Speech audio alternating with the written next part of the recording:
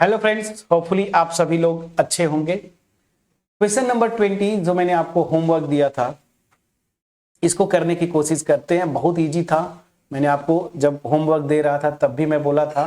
Question में क्या बोला ना कि probability that a student will pass the final examination in both Hindi and English is 0.5।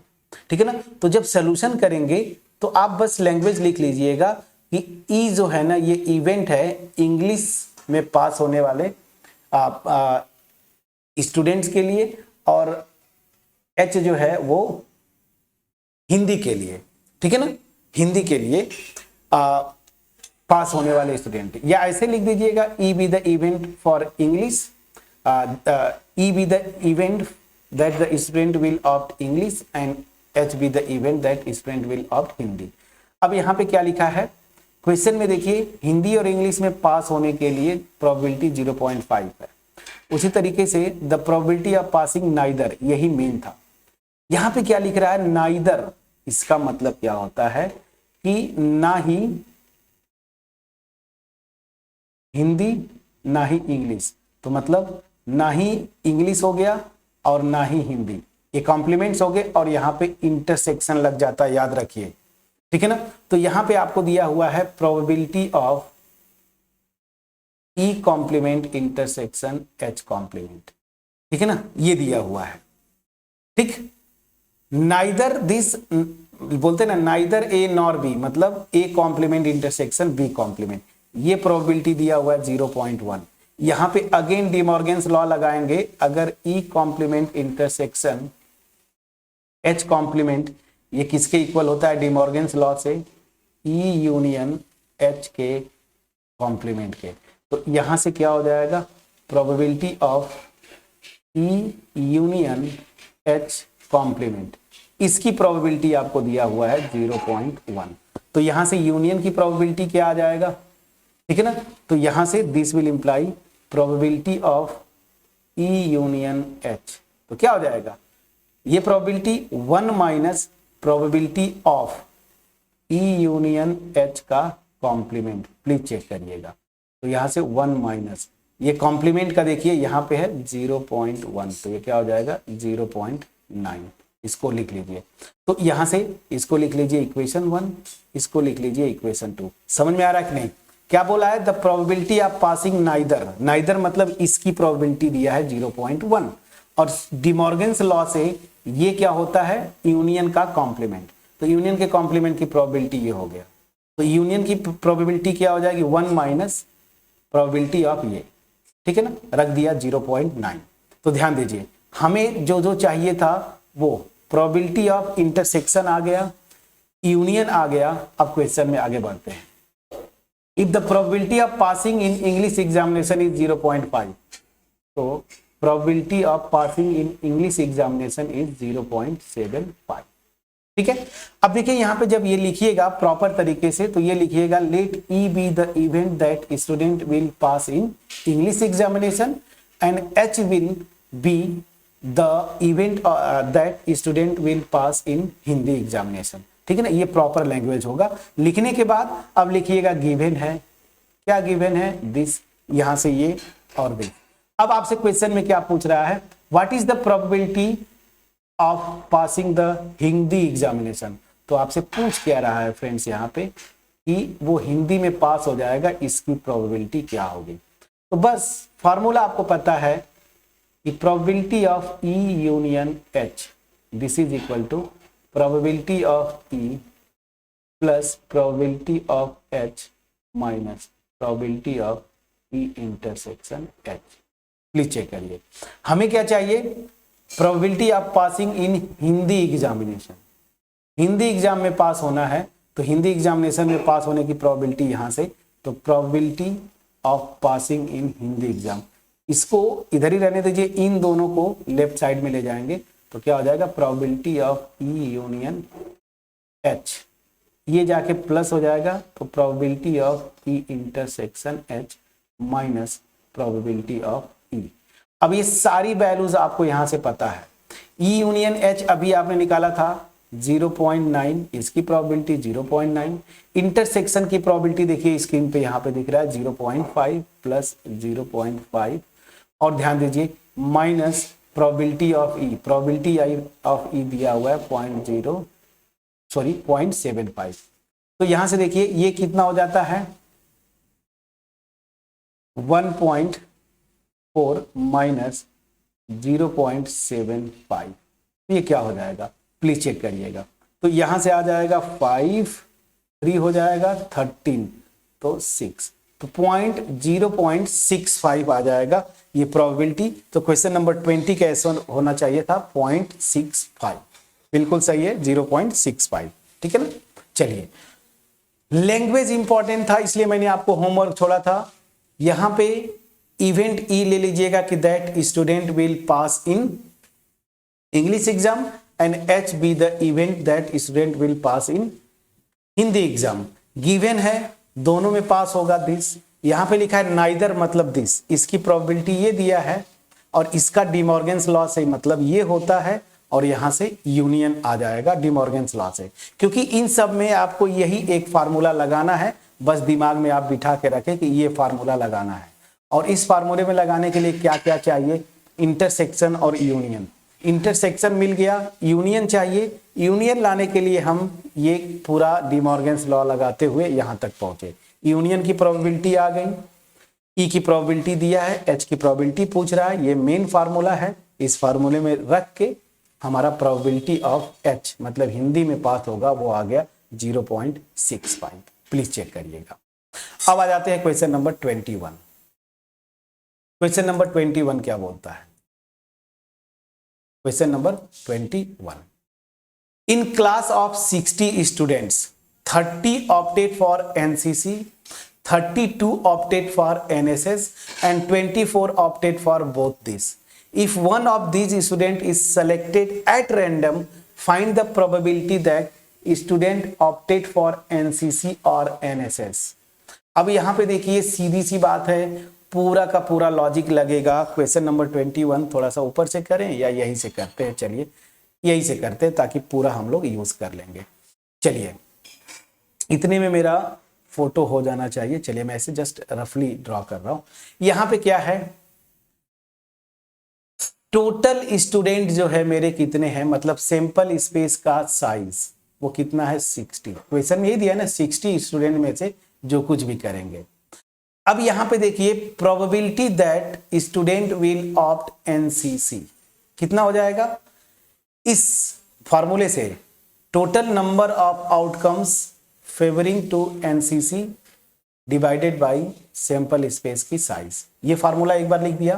कितने हैं 30 ऑप्टेड कर 30 ऑप्ट करते हैं तो 30 बाई सैंपल स्पेस की साइज दिस, ये हो गया 1/2।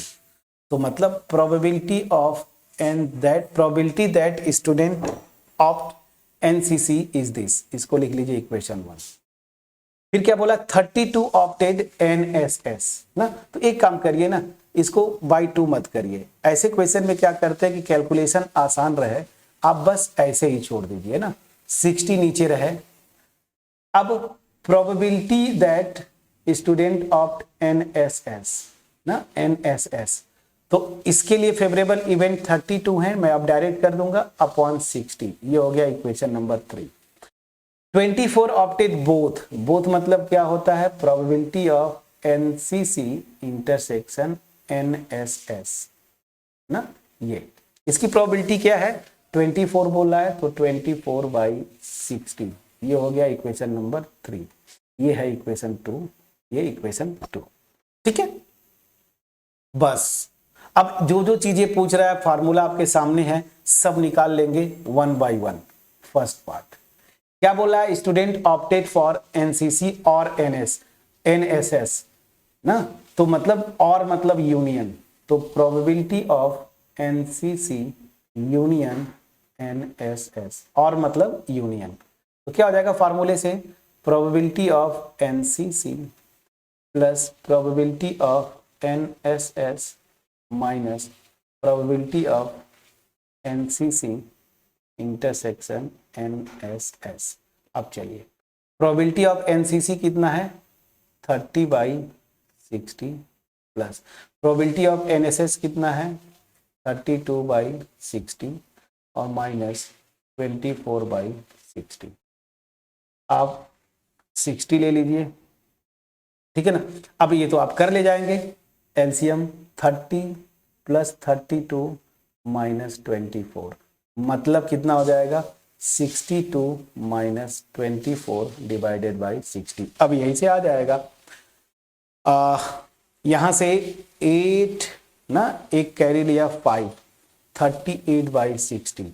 अब आंसर इसी के अकॉर्डिंगली जो आपका दिया होगा उसके अकॉर्डिंगली ले लीजिएगा। इसने 2 से डिवाइड कर दिया है, 2 से डिवाइड करेंगे तो 19/30। ये प्रोबेबिलिटी आपका आंसर में दिया है। कितने आसानी से कर लिया आपने। सेकेंड पार्ट पे चलते हैं। The student has opted neither NCC nor NSS. अब यहां पे आ जाइए सेकेंड पार्ट। नाइदर नॉर मतलब मैंने आपको बताया था क्या, एनसीसी का कॉम्प्लीमेंट इंटरसेक्शन एनएसएस का कॉम्प्लीमेंट। मैंने बोला था ना नाइदर ए नॉर बी, इसका मतलब A complement intersection B complement. ये हो गया, इसकी प्रोबेबिलिटी आपसे पूछ रहा है। और यही चीज डी मॉर्गन्स लॉ से क्या होता है, ए यूनियन बी का कॉम्प्लीमेंट। मतलब क्या हो जाएगा, probability of NCC union NSS इसका कॉम्प्लीमेंट। प्लीज चेक करिएगा। और ये बाई फार्मूला क्या हो जाएगा, 1 minus probability of NCC union NSS. तो क्या हो जाएगा 1 माइनस यूनियन की प्रोबेबिलिटी आपने निकाला जस्ट यहां से 19/30। तो कितना हो जाएगा, एलसीएम में लेंगे 30, तो ये आ जाएगा 11/30। कितना आसानी से आपने कर लिया। सेट थ्योरी अगर आपको पता है फ्रेंड्स ना, तो आराम से आप कर ले जाएंगे। और ये सब कुछ सेट थ्योरी वाला पोर्शन जो हमारा था चैप्टर 1, वहां पे हमने किया हुआ है, ठीक है ना। आपसे यही पूछ रहा था नाइदर नॉर, इसका मतलब क्या होता है कि एनसीसी का कॉम्प्लीमेंट इंटरसेक्शन एनएसएस का कॉम्प्लीमेंट। अब इसको हम लिंक करना चाहते हैं कि निकालना है तो कैसे निकालेंगे, डी मॉर्गन्स लॉ लगा दिया। अब ये हो गया। अब ये क्या होता है, 1 minus probability of union. Union आपने निकाला, रख दिया, आंसर आपका आ गया। अब चलिए क्या बोल रहा है, third part. Student has opted NSS but not NCC. अब ध्यान दीजिए, इसका मतलब क्या होता है, प्रोबेबिलिटी, ये देखिए बोलता है ना कि ये बट नॉट ये, मतलब सेट डिफरेंस। तो एनएसएस, ठीक है ना, और सेट डिफरेंस एनसीसी, इसका मतलब ये होता है। सो एनएसएस डिफरेंस एनसीसी, जो क्वेश्चन में बोल रहा है ना, उसका मतलब यही होता है कि ए बट नॉट बी। तो ए बट नॉट बी का मतलब क्या होता है, ए डिफरेंस बी। तो इसमें बोला है ना कि एनएसएस बट नॉट एनसीसी। अब इसकी प्रोबेबिलिटी कैसे निकालेंगे, यहां पे भी एक फार्मूला होता है, ए डिफरेंस बी का एक और फार्मूला होता है। क्या, ध्यान दीजिए, ए, ठीक है ना, इंटरसेक्शन, ठीक है ना, ए इंटरसेक्शन बी, ये फार्मूला होता है ना। अब ये सी बात है, बाय डिफिनीशन क्या होता था, इसमें ए के वो एलिमेंट आएंगे जो बी में ना हो। तो ऐसा मतलब क्या हुआ, ए में से हम क्या करते थे, हटा देते थे, ए में से हटा देते थे जो कॉमन पोर्शन होता था, यही ना। तो कॉमन नहीं, ये मैं सही कर रहा हूं, प्लीज इसको चेक करिए। सेट थ्योरी का ये कॉन्सेप्ट है, इसको प्लीज चेक करिए। चलिए फ्रेंड्स, तो यहां पे ये जो होता था हम लोग कैसे करते थे, देखिए ना, सिंपल सा लॉजिक। ए डिफरेंस बी मतलब हम क्या करते थे, ए में से कॉमन निकाल देते थे ना, तो ऐसे आप लिखते थे ना। तो यही से मैं एक फार्मूला डिराइव कर देता हूं कि probability of A difference B, this is equal to probability of A minus probability of A intersection B ना। तो यहां से इस तरीके से अगर लगाएंगे तो ये क्या आ जाएगा, या डायरेक्ट ये फार्मूला भी होता है। तो प्रोबेबिलिटी ऑफ, देखिए यहां पे ए के प्लेस पे एनएसएस, बी के प्लेस पे एनसीसी। तो probability of NSS minus probability of intersection NSS intersection NCC, ये फार्मूला होता है, ठीक है ना, सेट थ्योरी से। तो यहां से आप देखेंगे, यहां से आप देखेंगे दिस। अब वैल्यू रख दीजिए, एनएसएस का ऊपर दिया होगा प्रोबेबिलिटी, एनएसएस ये देखिए 32/60। तो ये आप रख दीजिए 32/60 माइनस इंटरसेक्शन का कहीं हाँ दिया है, इंटरसेक्शन का 24/60, तो ये हो गया 24/60। अभी क्या आ जाएगा 8 आ जाएगा ना, 8, हाँ बिल्कुल 8/60। या तो ये दिया होगा या 4 से कट जाएगा, 4 2 जा 8 और 15 4 जा, ठीक है ना, ठीक है ना, 4 से ऊपर नीचे कैंसिल आउट किया तो 2/15, या तो 8/16 दिया होगा या 2/15। आंसर देख लीजिए, तो 2/15 बिल्कुल सही, 2/15। तो यहां पे देखिए अगेन सेट थ्योरी का कॉन्सेप्ट था, बाकी और कुछ भी नहीं था। क्वेश्चन में जो दिया था उसके अकॉर्डिंगली आपने प्रोबेबिलिटीज निकाल दिया, एनसीसी, ठीक है ना, फिर एनएसएस और इंटरसेक्शन, इन तीनों की प्रोबेबिलिटीज निकाल लिया। पहले पार्ट में बोला था यूनियन का फार्मूले से लगा लिया, फिर बोला था नाइदर मतलब ये डी मॉर्गन्स लॉ लगा के ये, और यहां से प्रोबेबिलिटी हम जानते हैं किसी भी इवेंट के कॉम्प्लीमेंट की प्रोबेबिलिटी लगा के ये। अब आपसे पूछ क्या रहा है कि ये पूछ रहा था एनएसएस बट नॉट एनसीसी, तो इसका मतलब ये, और ये जो होता है फार्मूले से ये ना, सेट थ्योरी से तो यही होता है फ्रेंड्स। देखिए अगर ऐसे में जाऊं, ये मेरा ए है, ठीक है ना, और मान लीजिए इसको मैं कौन सा कलर यूज करूं, व्हाइट यूज करता हूं या ग्रीन यूज कर लेता हूं, चलिए मान लीजिए ये मेरा बी है, ठीक है ना, तो ए डिफरेंस बी आपका व्हाइट पोर्शन में, अगर ये सेट ए था ये सेट बी है, तो ए डिफरेंस बी क्या आता है, ए डिफरेंस बी ये पोर्शन, ये जो व्हाइट कर रहा हूं इतना पोर्शन ए डिफरेंस बी आता है। तो ये होता क्या था, देखिए ए में से मैं जो कॉमन है ना ये इसका सेपरेट मतलब सेट डिफरेंस ले लूं, वही मैं बता रहा था। तो ए बट नॉट बी जो कि ये लिखा हुआ है, तो यहां से फार्मूले से देखिए, अगर ए की जगह ए किसके प्लेस पे यूज करें, एनएसएस के, तो एनएसएस की प्रोबेबिलिटी माइनस ये कॉमन का प्रोबेबिलिटी लगा दिया, आंसर आपके सामने आ गया, ठीक है। सो सेट थ्योरी में जितना आप प्रैक्टिस किए हैं, मतलब प्रोबेबिलिटी यहां पे जो आपका 11th है, इवन 12 में भी जो आपने सेट थ्योरी सीखा है ना 11th में, पहला चैप्टर आपका, वही यहां पे काम आता है। बाकी तो कुछ फार्मूले हैं उनके बेसिस पे हम करते हैं। होपफुली इस वीडियो में मेरे ख्याल से मैंने क्वेश्चन नंबर 20 और 21 किया, क्रिस्टल क्लियर वे में आपके पास पहुंच पाया होगा। अगर डाउट रह जाता है कमेंट सेक्शन में जरूर लिखिए, बट अगर सब कुछ क्लियरली पहुंच जाता है कमेंट सेक्शन में कमेंट के थ्रू अप्रिशिएट करिए, वीडियो को लाइक करिए। चैनल पे अगर नए हैं फ्रेंड्स तो चैनल को सब्सक्राइब जरूर करिए, बेल आइकन क्लिक करिए। मैक्सिमम लोग आप वीडियोस देखते हैं चैनल को सब्सक्राइब नहीं करते फ्रेंड्स, ये थोड़ा सा हमें डीमोटिवेट करता है। आपका एप्रिसिएशन ही हमें मोटिवेट करता है इस तरह की वीडियोस बनाने के लिए। मैं बार बार बोलता हूं कि 2 चैनल्स है जहां पे एक हायर मैथमेटिक्स में पढ़ाता हूं और एक पे अभी आपका जो चल रहा है, तो एफोर्ट तो लगता है ना वहां पे भी बनाना, यहाँ पे भी, और एफोर्ट ये रहता है कि क्रिस्टल क्लियर वे में कॉन्सेप्ट पहुंच पाए। तो आपकी एप्रिसिएशन ही हमें मोटिवेट करता है। चैनल पे बने रहें, सब्सक्राइब करके रखें, बेल आइकन जरूर क्लिक करें, अपने फ्रेंड्स के साथ वीडियोस को शेयर करें, ठीक है। अब ये टॉपिक खत्म हुआ, मिसलेनियस एक्सरसाइज बचा हुआ है जो कि बहुत ईजी है।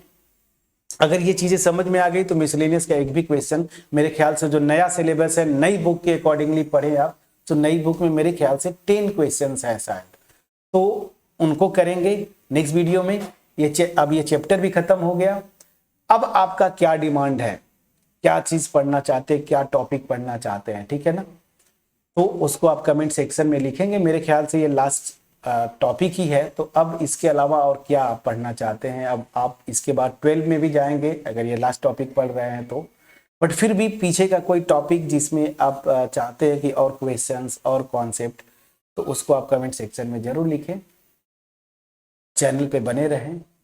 तो मिलते हैं नेक्स्ट वीडियो में मिसलेनियस। बट अब मैं मिसलेनियस में जाने से पहले आपसे रिक्वेस्ट करूंगा कि आप अपने से मिसलेनियस के जो 10 क्वेश्चंस है एक एक क्वेश्चन ट्राई करेंगे, और एक क्वेश्चन को कम से कम 2 से 3 बार ट्राई करिए। नहीं होता है तभी मिसलेनियस की वीडियो पे आप जाइए, तभी आपको उसका मैक्सिमम बेनिफिट मिल पाएगा। मिलते हैं नेक्स्ट वीडियो में, तब तक अपना ख्याल रखें, पढ़ाई करते रहें। Thank you so much.